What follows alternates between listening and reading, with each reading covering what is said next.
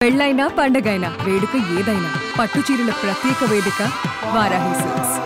ఆంధ్రప్రదేశ్ రాజధాని అమరావతిలో నిర్మాణ పనులకి సంబంధించిన ప్రణాళికని కాంట్రాక్ట్ సంస్థలు రెడీ చేసుకుంటున్నాయి. లెటర్ ఆఫ్ యాక్సెప్టెన్స్కి సంబంధించిన కాపీల్ని ఆయా సంస్థలకి సిఆర్డిఏ ఇవ్వడం ప్రారంభించింది. ఈ నేపథ్యంలోనే ఎవరెవరికి ఏ కాంట్రాక్టులు ఫైనల్ అయినాయి వాటిని దృష్టిలో పెట్టుకుని ఆ పరిసర ప్రాంతాల్లో పనుల్ని మొదలు పెట్టడానికి కావాల్సినటువంటి వసతుల్ని ఏర్పాటు చేసుకునే పనుల్లో కాంట్రాక్ట్ సంస్థలు నిమగ్నమైనవి. ముఖ్యంగా ప్రభుత్వానికి సంబంధించినటువంటి అధికారుల బంగళాల దగ్గర హడావిడి మొదలైంది.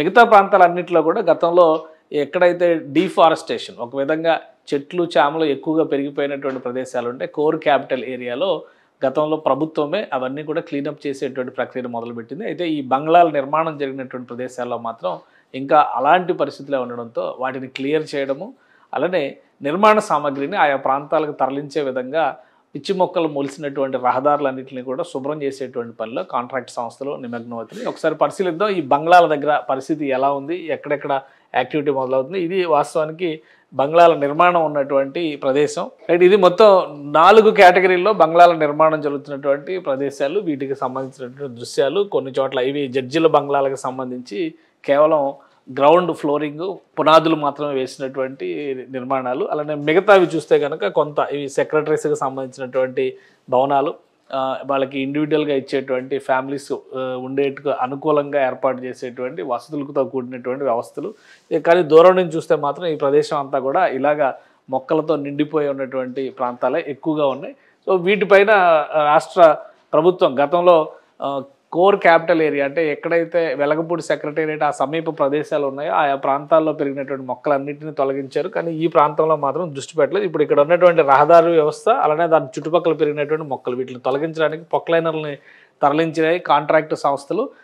ఆ పనులు శరవేగంగా సాగుతున్నాయి. 1-2 రోజుల్లో ఈ పనులు పూర్తవుతాయని చెప్పని అధికారులు చెప్తున్నారు. ఇక్కడ మనం గమనిస్తే దృశ్యాల్లో కనిపిస్తున్నాయి. పొక్లైనర్ల ద్వారా మొత్తం క్లీనప్ చేసేటువంటి ప్రక్రియని మొదలుపెట్టారు. మొత్తం 4 రకాల విల్లాస్ని, ఒక విధంగా వీటిని బంగ్లాస్ అని చెప్పని టెక్నికల్గా చెప్పినా కానీ విల్లాస్ని 4 రకాలుగా నిర్మించబోతున్నారు. వీటికి సంబంధించినటువంటి నమూనానే ఒకసారి మనం చూద్దాం. ఈ కేటగిరీస్ వైజ్గా చూశారు. కేటగిరీస్ వైజ్గా దీన్ని గతంలోనే ఈ డిజైన్లను ఫైనల్ చేశారు. జడ్జెస్ కోసం నిర్మించేటువంటి బంగ్లాలు ఇవన్నీ కూడా G+1 కేటగిరీలో ఉంటాయి. మినిస్టర్స్ కోసం ఒక రకమైనటువంటి నమూనా డిజైన్లని ఫైనల్ చేశారు. అలానే ప్రిన్సిపల్ సెక్రటరీస్ స్థాయి అధికారులకి మరో రకమైనటువంటి బంగ్లాలు, సెక్రటరీల బంగ్లాలు ఈ విధంగా నిర్మాణం అన్నీ కూడా G+1 పద్ధతిలోనే జరుగుతాయి. ఇండిపెండెంట్ బంగ్లాలు సీనియర్ ఆఫీసర్స్కి మాత్రమే ఇచ్చేటువంటి బంగ్లాలు ఇవి. వీటిలో ఈ 2 మినిస్టర్స్ బంగ్లాలు, అలానే సెక్రటరీస్కి సంబంధించిన జడ్జెస్కి సంబంధించినటువంటి బంగ్లాలకి ఒక కాంట్రాక్టర్ని ఫైనల్ చేశారు. సెక్రటరీస్ బంగ్లాలకు సంబంధించి మరొక కాంట్రాక్టర్ని ఫైనల్ చేశారు. మొత్తం 800 కోట్ల రూపాయలు వ్యయమయ్యేటువంటి నిర్మాణంగా ఇవన్నీ కూడా కనిపిస్తున్నాయి. సో వీటన్నిటికీ కావాల్సినటువంటి ప్రాతిపదికన అక్కడ రెడీ చేసుకున్న తర్వాత పనుల్ని శరవేగంగా వచ్చే వారం నుంచి ప్రారంభించేటువంటి అవకాశాలు ఉన్నాయి. గతంలోనే ఫినిషింగ్ స్టేజ్కి వచ్చినటువంటి భవనాలు కూడా కొన్ని ఉన్నాయి. కొన్నిటికి ఇంటీరియర్ వర్క్స్ కూడా ప్రారంభించారు కొన్ని బంగ్లాలకి. కాకపోతే 5 ఏళ్లుగా పనులు ఆగిపోవడం, ఫ్లోరింగ్, గ్రానైట్ వర్క్ ఇవన్నీ ఫినిషింగ్ స్టేజ్లో ఉన్న బంగ్లాలు కూడా కొన్ని ఉన్నాయి.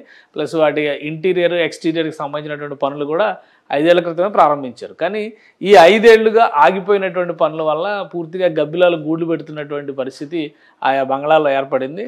సో ముందు వర్కర్స్ని అక్కడ తరలించడం, వర్కర్స్ ఉండే విధంగా అనువైనటువంటి వాతావరణాన్ని కల్పించడం, మెటీరియల్ని తీసుకెళ్ళడానికి కావాల్సినటువంటి రహదారి వ్యవస్థల్ని బాగు చేసుకుని అక్కడ మెటీరియల్ స్టోరేజ్కి కావాల్సినటువంటి సౌకర్యాలను కూడా కల్పించడం, ఆ తర్వాత పనులు ప్రారంభించడం. సో ఇలా 4 దశలుగా ప్రణాళికను సిద్ధం చేసుకున్నారు. లెటర్ ఆఫ్ యాక్సెప్టెన్స్ వచ్చేసినటువంటి నేపథ్యంలో ప్రతిష్టాత్మకమైనటువంటి కంపెనీలు ఇందులో ఇన్వాల్వ్ అవుతున్నాయి. NCC లాంటి సంస్థలు, KMV లాంటి సంస్థలు ఈ డెవలప్మెంట్ వర్క్స్లో భాగం అవుతున్నాయి. కాబట్టి ఆ ఏరియాను మొత్తాన్ని కూడా క్లీన్ చేసుకుని నిర్మాణానికి వచ్చేటువంటి నిపుణులు, కూలీల దగ్గర నుంచి కార్మికుల దగ్గర నుంచి ప్రతి ఒక్కరూ అక్కడ నివాసయోగ్యంగా ఉండేటువంటి వాతావరణాన్ని సృష్టించే ప్రయత్నం ఆయా కాంట్రాక్ట్ సంస్థలు ఇప్పటికే చేపట్టాయి. సుమన్ టీవీలో మీ పర్సనల్ అండ్ బిజినెస్ ప్రమోషన్స్ కోసం కింది నెంబర్కి కాంటాక్ట్ చేయండి.